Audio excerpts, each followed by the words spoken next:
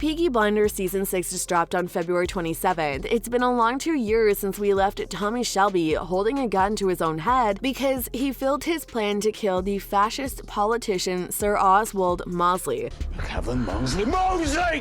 Knew nothing! He knew nothing!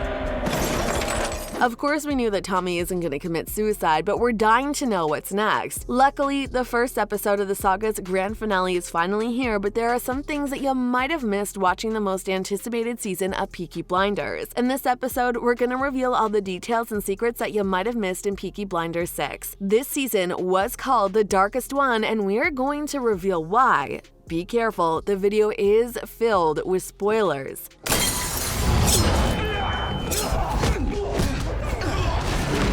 The story of Tommy and his motley crew became a real sensation since its first season dropped in 2013. The events take place in Birmingham, England, just after the First World War, and the gang is kinda real because it was inspired by the real urban youth gang from the 1890s to the 1910s. But was there really a gang named the Peaky Blinders who hid racers in their caps? Difficult to say for sure, but we guess they were real. The TV series became a huge success, and after the trailer for Season 6 dropped, the first question besides the premiere date was, is Season 6 going to be the last one? Nope. The story's screenwriter, Stephen Knight, revealed that he always intended for the show to start World War II. It was always Britain between the wars, how the lesson from one war was not learned and was repeated, Stephen Knight said in his interview about the show. It is also the end of the empire. We enter the Second World War, and by the end of it, there is no empire, really. But I have revised the scope of what it is. I will now go into and beyond the Second World War, because I just think the energy that is out there in the world for this, I want to keep it going, and I want to see how this can progress beyond that. He also said that the entire big screen movie was about the Shelby family is already being produced, and the movie will be shot in 2023. Fans were definitely happy to hear the news that Peaky Blinders isn't going to tie up all loose ends in Season 6. In short, the new season is on the thread of the fascism rising and World War II beckoning, and we see Tommy really ready to hit his enemies, and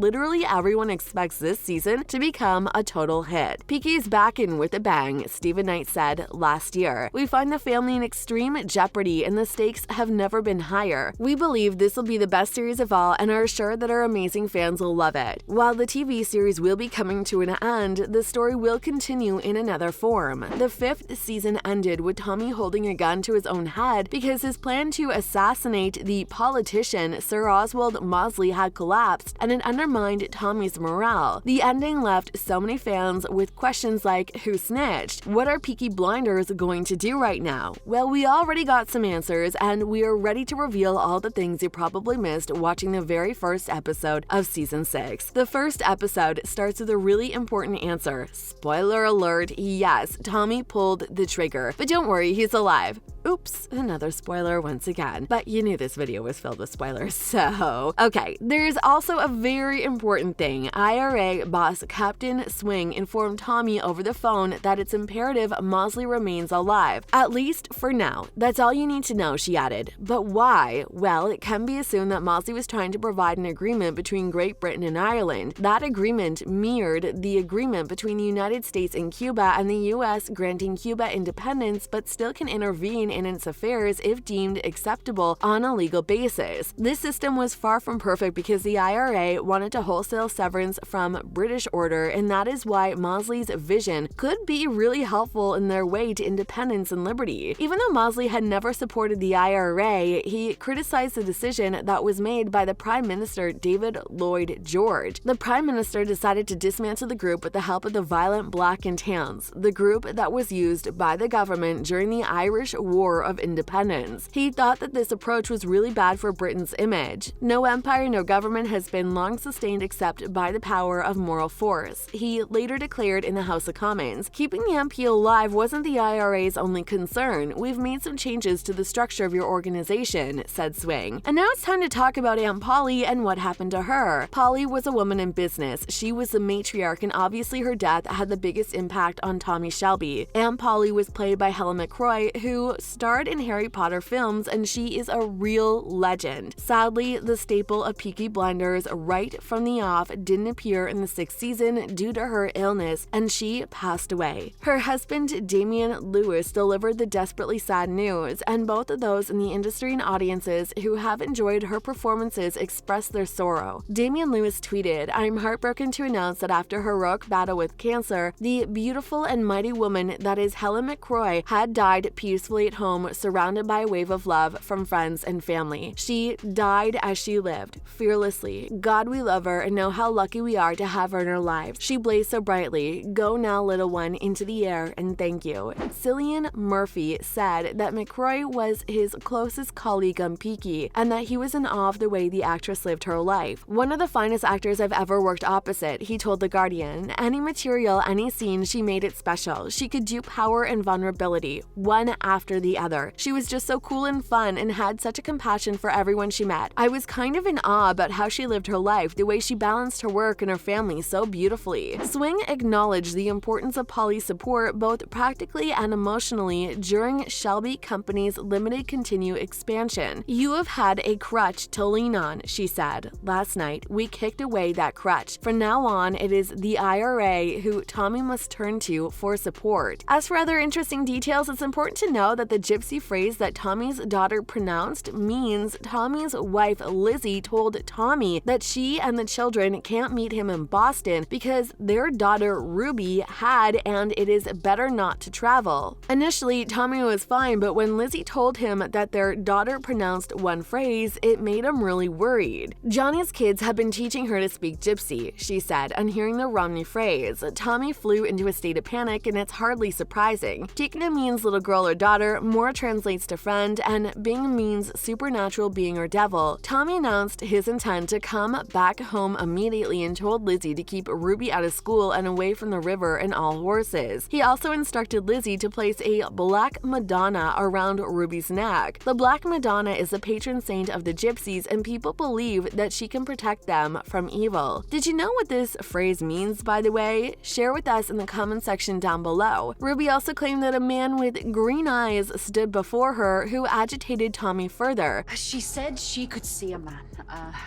A man with green eyes. But maybe there's something else, not a devil. What if it was the shadowy figure, a reference to Mosley? And if it is Mosley, does it mean that Tommy's about to lose his daughter and then his entire family? We don't know for sure yet, but we're dying to know what's next. Have you watched all of the Peaky Blinders seasons, or are you going to binge watch them before season 6 comes out? We're dying to know your opinion, so share your thoughts with us in the comment section down below, and we'll see you in the next episode. Bye.